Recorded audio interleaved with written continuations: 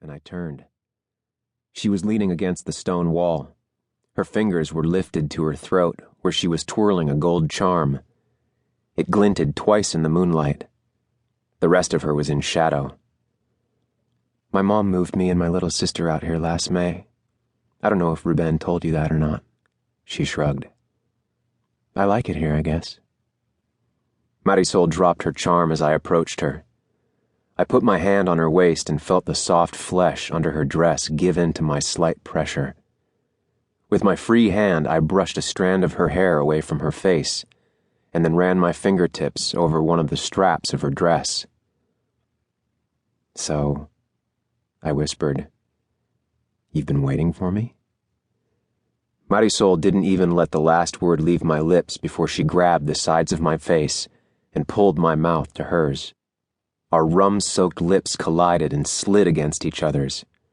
Her hands were frantic and everywhere, in my hair, on my stomach, up the front of my t-shirt. I gasped as she raked her nails across the skin of my chest. When I threw my hands into the wall behind her to brace myself, she pressed her hips into mine and ran her teeth along the edge of my jaw.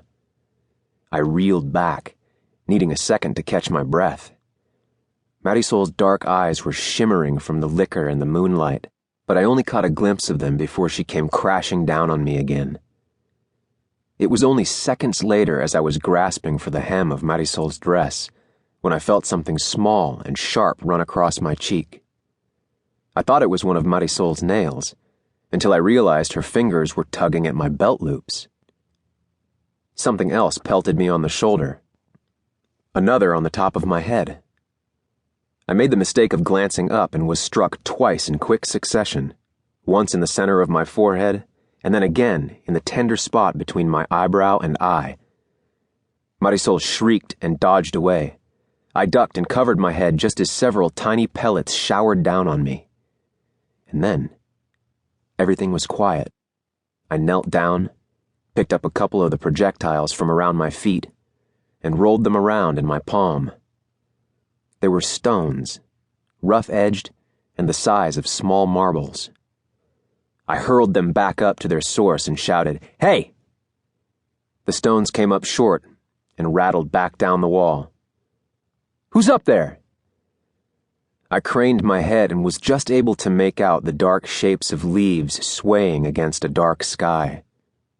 Behind those leaves was something else, shadowed and stationary. There was a rustling noise, but that could have been from anything: the wind, a bird, a cat chasing a bird.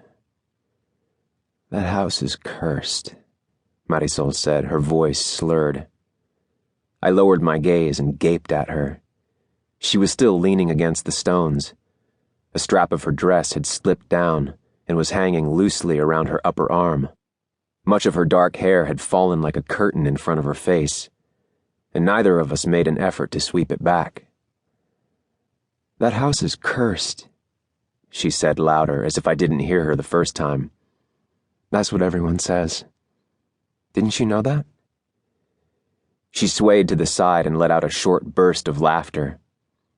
Again, I peered up to the top of the wall. It was the same as before, as it had always been: dark objects against a dark sky, leaves and branches bending in the breeze.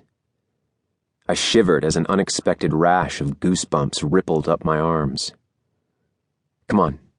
I extended my hand to Marisol. "Let's go." "You're bleeding," Marisol replied, pointing at my forehead. "Like, a lot." I swiped at my eyebrow, and sure enough, my trembling fingers came away slick. I wiped them off on my jeans and snatched Marisol's hand. "It's fine," I said. "Cuts like these always look worse than they actually are." There was a wobble in my voice. I hoped she didn't notice.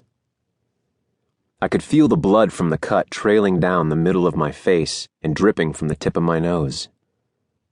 And going up the steep steps while drunk was giving me the spins. Once Marisol and I got back to the field, I could just make out Rico in the near distance, acting the carefree clown as usual, trying to dance to non-existent music and continuously toppling over. Everyone was laughing, except for Carlos.